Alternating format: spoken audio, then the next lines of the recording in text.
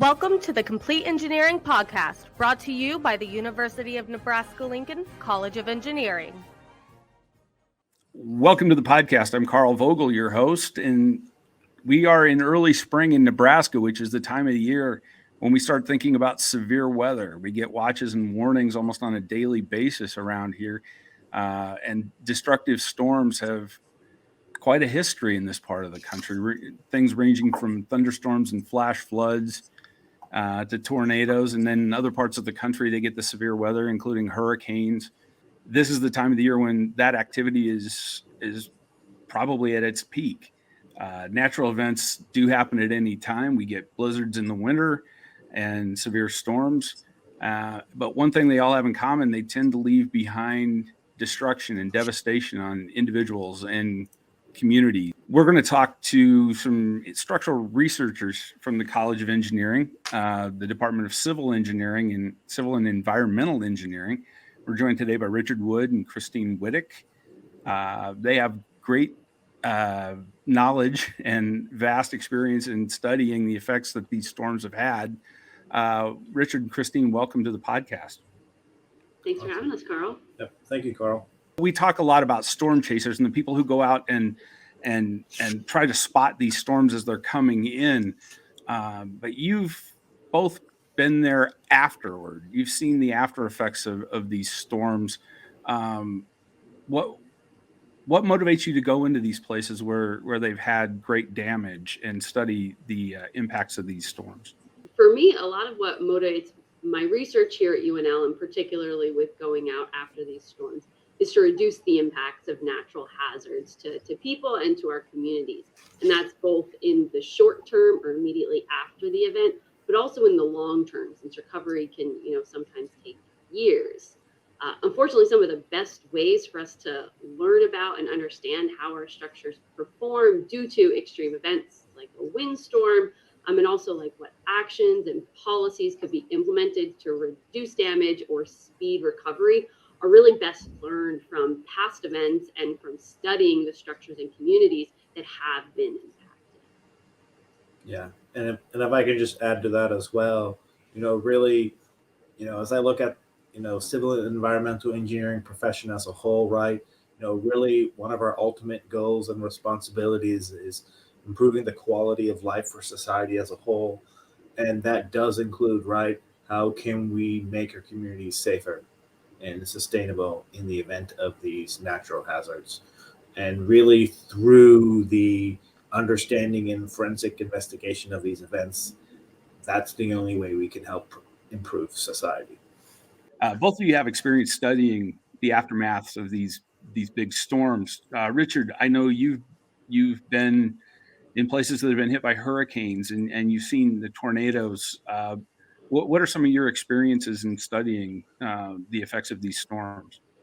So some of my experiences can be they range in many different emotions, size, physical damage, etc. The one thing to keep in mind is, unfortunately, when you go to many of these places, right, many of them are communities, right? We need to be mindful of the residents and the people that have been impacted. Because sometimes, unfortunately, we see catastrophic failures. And these failures may arise from many different things. It's either, of course, induced by extreme loads that were not accounted for, or potentially less than ideal construction practices. And Christine, you did some studying on the derecho. What kind of things have you learned about a derecho that maybe we don't understand commonly? Yeah, so the August 2020 derecho that swept primarily through central and eastern Iowa, where a lot of the major impacts were. So I went out there primarily to study the impact to farms, agriculture, and also more notably what we see here, steel grain bin structures, where there was really significant widespread damage to this particular type of structure due to when this happened in the particular year, just right before harvest. And so we went out there to try to understand why certain grain bins and why other certain types of structures performed the way that they did, to understand differences between them, and then to hopefully be able to make better recommendations and best practices. And also, what's interesting to me is the types of technology that you're using in the field. What sorts of things do you use out in the field? Richard, I know you've done some interesting work with LiDAR. Yeah. So when we go out to the field, one of our biggest things is, right, how do we collect objective data quickly and oftentimes safely? That could include examples of what you see here, right, a ground-based LiDAR scanner. So this allows us to capture and digitize a scene in 3D, so we can basically save that perishable data. LiDAR is one technology. Another technology that we also commonly use is an unpiloted aerial system, also known as a drone. When we pass these over communities, neighborhoods, forests, etc., right, we're able to cover a lot of ground quickly. And that really helps us identify damage patterns, damage severity, and also what is the potential hazard and exposure from many of these areas. And Christine, are there other things that you've used in your studies that have helped you assess the damage? From the technology standpoint, I've primarily been able to leverage, like Richard was just saying, unpiloted aerial systems. So a lot of these structures are large. There's only so much that you can see from the ground, especially when there's debris in the way. And so having an aerial perspective can help us to both document the types of damage that's occurring, but we can also then get measurements as well through something like what you're seeing here, where you take a lot of images and then we can have a three-dimensional point cloud like this, so that we can have really fine detail on the damage mechanisms, the final deformed shapes, so that we can better understand how these structures performed. Yeah, and then we've seen images of the 2014 tornado in Pilger, and we're coming up on shortly here the 19th anniversary of the tornado that hit Hallam. How are they similar to each other in the damage that they caused? Maybe how are they different? Yeah, so when we're dealing with a derecho or other straight line type of wind event, primarily we see damage happening in a fairly consistent pattern, where the pressure, for instance, is being applied in a very consistent way. So we almost knew when going to a new site which side of a structure we needed to begin looking at. So for instance, with the grain bins, we expected kind of that buckling behavior to be in a particular location.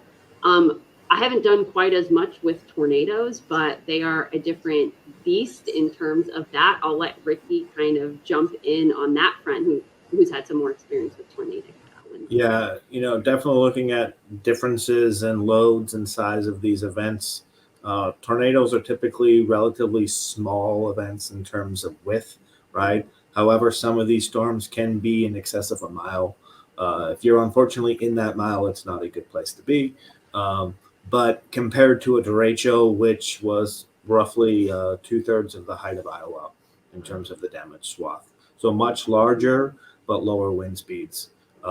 When you're considering tornadoes, right, it does depend where you are with relation to the vortex, the center of the tornado as well. But you can have some extremely strong winds, but typically they pass relatively quickly.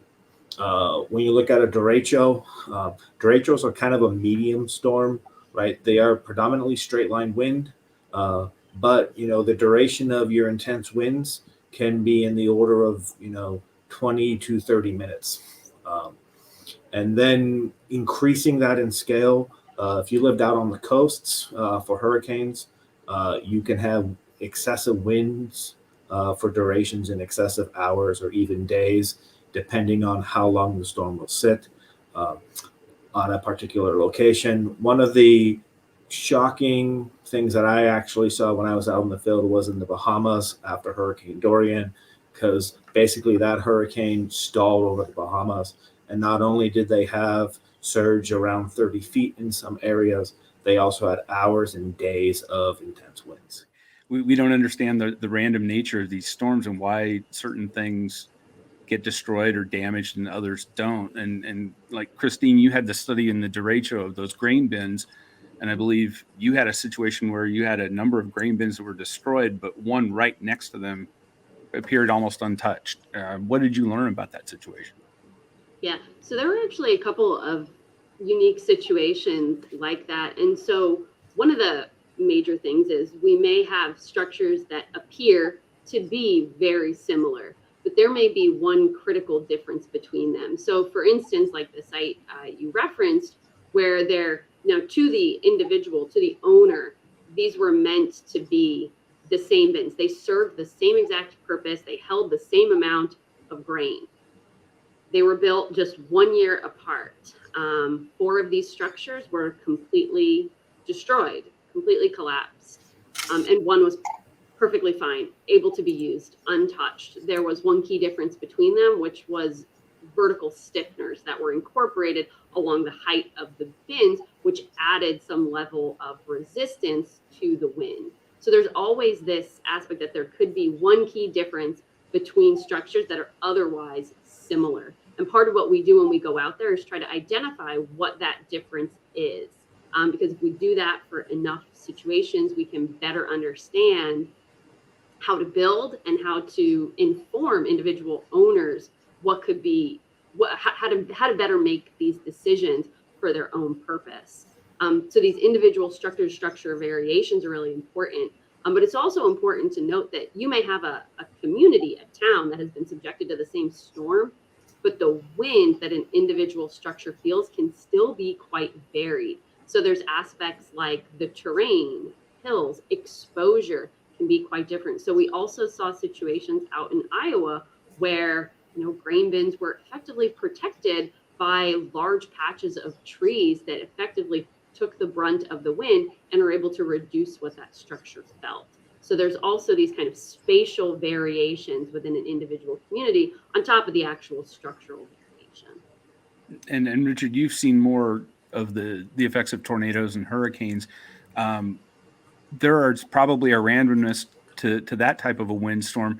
What have you found that would leave some? Why are some buildings up and some buildings leveled? So much like the derecho, honestly, it comes a lot to detailing of construction. It might be, how are you connecting your joists? How is your foundation connected at the slab level? Does your roof have hurricane or alligator clips on it? Because that will greatly change the resistance that your structure can or cannot take. Sometimes that's driven by the age of construction. Sometimes that's driven by code demand. If you're looking at surge, right, depending on the elevation of your house or business or property in general, right, as sea levels are rising, codes are typically raising the minimum elevations, and that will help reduce coastal surges. When we're also looking at the randomness that you see in derechos, you also see it in tornadoes, because you do have local vortices sometimes. You also have tunneling through urban and dense canyons, wind breaks from forests, other structures, etc. It's a dynamic fluid that's interacting on the land. Are there things you guys have found that maybe community leaders and community planners and builders maybe need to consider as they look to the future? Richard, let's start with the tornadoes. They seem to be more common. There was a push to have a tornado resistant design. And really, to reach that level, right, we need to assess what's the risk of our structures. The community is pushing towards that. We're working towards that. But as individual leaders, owners, property managers, etc., you can, of course, design your structure above and beyond the code. And that's something that many owners choose to do. Other things to keep in mind is there are natural features out there that can help make communities more resilient. That can be as simple as a windbreak for windstorms. If it's a surge, if it's in a natural environment, that could be a mangrove. And those will greatly reduce and absorb impacts. All right, now we'd like to welcome a new guest to the show. Jennifer Lather is an assistant professor in the Durham School of Architectural Engineering and Construction. Jennifer has joined Christine and a team of other faculty and I assume graduate students on a project that's studying ways communities can plan for flooding, help to mitigate the impacts of flooding, and maybe learn from things how to better respond. And a lot of that came out of the flooding that hit eastern Nebraska in March of 2019. So tell us a little bit about this project and what work you're doing. Yeah, so I am the PI on a Grand Challenge project with Christine and a few other faculty, Dr. Tang and Dr. Dower, and our extension personnel. And what we are working on is trying to understand how we can address equity in disaster response, recovery, and mitigation. And so we work together to come up with this Grand Challenge planning grant, where we're going out to communities to collect stories, collect information about the experiences that they had during the 2019 floods, collecting stories about their experiences, as well as understanding some of the assessments that were done during those events. So we're taking both a bottom up and a top down approach to the research so that we can understand better how we address the environmental, the structural, the infrastructure, and the human impacts that flooding have. As part of that project, we started talking with different community leaders and talking to the Santee Sioux Tribal Nation about some of their stories and experiences up in Niobrara. And so we'll be working with them, going out and understanding a little bit more about the challenges that they personally had, as well as looking broadly across the different experiences in Nebraska.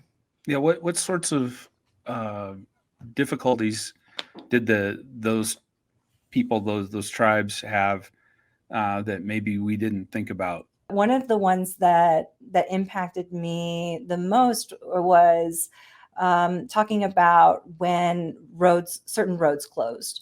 So in more rural areas, when a road closes, that might be the only road to that town.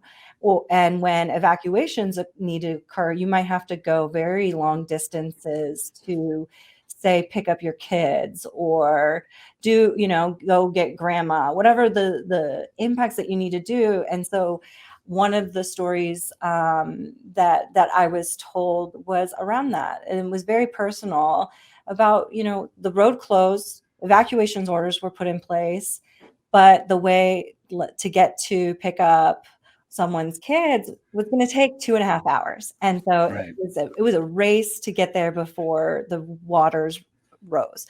And so there's a huge issue around response and those sort of early alarm systems and how that impacts how someone can get to, deal with the things that they need to do when they're reacting to a disaster. We want to, help everyone when events happen, but how do we do that in an equitable way, especially as we're moving to leveraging a lot more technology? So Twitter and other things to help us find people. We want to make sure that we're not leaving other people behind. Well, what kind of recommendations would you have for communities in regard to planning for these events or maybe organizing their responses?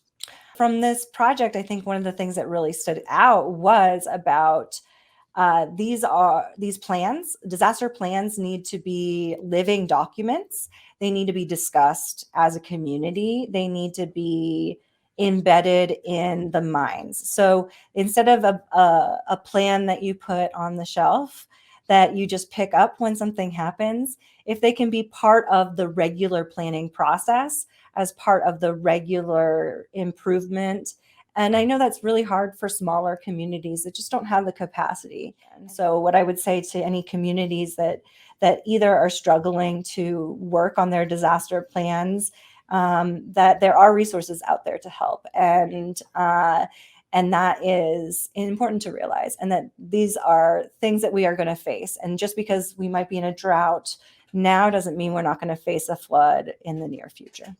It sounds like there's a lot of work still to be done. That as you're learning there's more things you need to get into and focus on. Is there a plan in the works to maybe expand this project? Oh yes, this is a challenge that people across the country have been discussing quite frequently recently, as we've noticed that the flooding risk is increasing in certain areas in different ways. Now we expect it to increase here in Nebraska in the next 50 to 100 years, and that's going to change how we do things. And so we should be ready for that. And I think we are moving towards there. I personally am really excited to be part of this project and to work with the team members that I have, and it keeps growing. So we've already submitted several additional proposals to do some of this work around post-disaster response and recovery, and affordable housing, around equitable response, early response measures, and look at communication systems, not just Twitter, and different ways of reaching people. And so it keeps growing. We started with a team of 4. Now we've got a team of 9. We've got a working group with 40 faculty across UNL that are interested in this area. And it is a huge problem, right? It is not something that one individual, one area of expertise can solve. And so really excited to work with these wonderful faculty that are very smart and very capable, and find ways that we can collaborate and identify these problem areas that we might be able to at least provide some amount of impact in our work that we do. Christine, you're also part of this Grand Challenges project with Jennifer. What sorts of work are you doing on this project, and what are you learning about the needs of the people who are affected? So part of the particular role that I'm working on right now is we're trying to understand some of the characteristics of these at-risk communities. So kind of looking towards the future, we know that floods are going to persist. They're going to impact particular communities and particular subpopulations within those communities. And so we're also trying to understand what are the characteristics of these communities so that we can better help develop plans for engaging and better help develop plans to build their resilience. What sorts of things have you learned about these lasting impacts that affect your process of making suggestions here about where we should go in the future? Yeah, so this is one of those areas that goes far beyond engineering and really highlights some of the interdisciplinarity about resilience when it comes to these storms. A lot of the time, cleanup and damage to structures is what hits the media. It's what a lot of us tend to think about initially, but you're completely right. These effects last for a very long time, and it goes way beyond kind of what we usually think of. You can imagine yourself being either a homeowner or a business owner. You have damage, you need to rebuild, you acquire the funds. It doesn't just stop there. So it's actually getting things constructed, getting customers back in place. And that can take substantially longer. It requires a lot more coming together. So for instance, this actually isn't an anecdote from the floods, but based on a conversation I had out in Iowa after the 2020 derecho, you can have an individual farmer who's ready to rebuild, knows exactly what they want, but can't get anyone to construct their structures. So this can linger for quite some time. And then it's, once you have the structures, that's only the beginning. Then it's actually getting your business back up and running. So it's kind of the engineering and also a little bit of the financial side. But there's also significant mental health impacts and community health impacts that usually are not immediately seen. But those types of impacts can last for years, even decades. little bit unfortunate, but after a big event like this, there's usually a renewed initiative to better prepare for things moving forward. And this can happen at the individual level. A homeowner or business owner may want to say, you know what, I want to more intelligently select what and how I build my structures, but also as the community, there can be, larger recognition. Hey, let's have a better plan in place to make sure that we can better weather the storm the next time around. And Richard, you've seen the effects of tornadoes in a small town like Pilger and hurricanes in larger, more urban areas. What sorts of things have you seen that are different in the ways that people and government agencies respond? Yeah, I mean, Pilger was one of the first windstorms I've ever actually investigated. And what surprised me most is that community feeling, because as Christine highlighted, you have these aerial debris, aerial missiles that can go everywhere. And, while your house might have, had a little bit of damage, maybe that debris ends up in the cornfield and they cannot harvest their corn. Obviously that depends on the time of the year. The community building that I've seen, during Pilger, I thought was fantastic. One of the most common things that I would run into is, volunteers, and they were not even close to Pilger. They were from southern Nebraska, central Nebraska, with the common spirit of, hey, they need help. I have time. Let me go help them. And that attitude, I think, is just fantastic because it really does take a community to come back. Yeah, and Christine, you're working on a project now where you're looking at the ways that people respond immediately after these storms, and especially, I believe you're using a study of social media and how that's utilized. Tell us about that project and what are you looking to do to discover or maybe to help with? So we're trying to understand how state agencies like a Department of Transportation are leveraging social media data after or during or in preparation for a potential disaster. So that means social media it's a two-way street, or it can be a two-way street, both for disseminating critical information to people, but also for gathering intelligence. And so that project, what we're looking to do is to understand how agencies are currently gaining information from social media for decision-making purposes. With that information, then we're hoping to be able to make recommendations about how to be able to do that, say, more efficiently and effectively to better speed the recovery. Now, social media is a really rich set of data. People can post images that can highlight some of the damage. And so what we're trying to do there is to develop means to understand and to learn from some of these posts regarding the structural damage so that we could, decide how many people should be out there trying to survey and to better understand this, if it's worth responding, but also what can we learn from this data itself to expand our understanding of the damage. Because honestly, for instance, we are using unpiloted aerial systems like we talked about, but we're also taking photos on pretty standard devices. And that's something that really anybody can do. And so if people are doing that already, why don't we go ahead and try to leverage that? Let's say I have a big storm that hits my neighborhood. What types of things as a regular citizen here should I be doing with social media to help the recovery? Yeah, so one of the best things to do is document. Of course, if you are in need of immediate assistance, please seek out immediate assistance. If you and your neighbors are not in need of immediate assistance, documenting that damage, taking a photo or two, and just indicating, say, hey, we lost some roof shingles, or we have a grain bin that was damaged. Posting that photo and say, linking that to a government agency like National Weather Service, your local branch, could be really, really helpful, because that will indicate to others, hey, this is the level of damage that's been in this area. It can help make decisions about whether people should go better survey that damage from that perspective. But of course, if you're in need of immediate assistance, that should be the first thing to do. And I would just say, right, sometimes when you're posting, if you're taking a picture of a hailstone, right, add a scale to it, whether that be a coin, a baseball, a ruler, etc.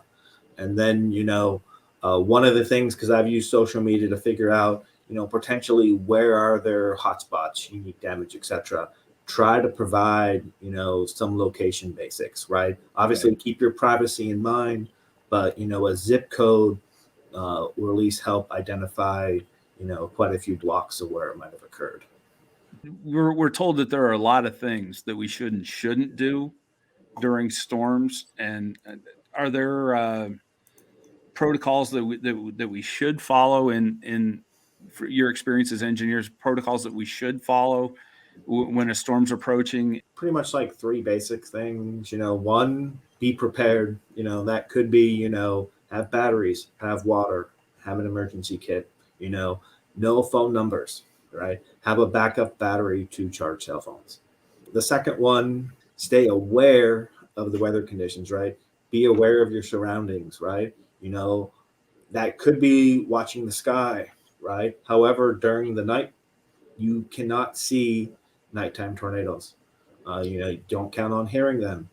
Tornadoes can also be rain wrapped. You might also not see them, even if it is in the daylight hours, right? So stay aware of the weather conditions. That could be, TV, radio, cell phone apps.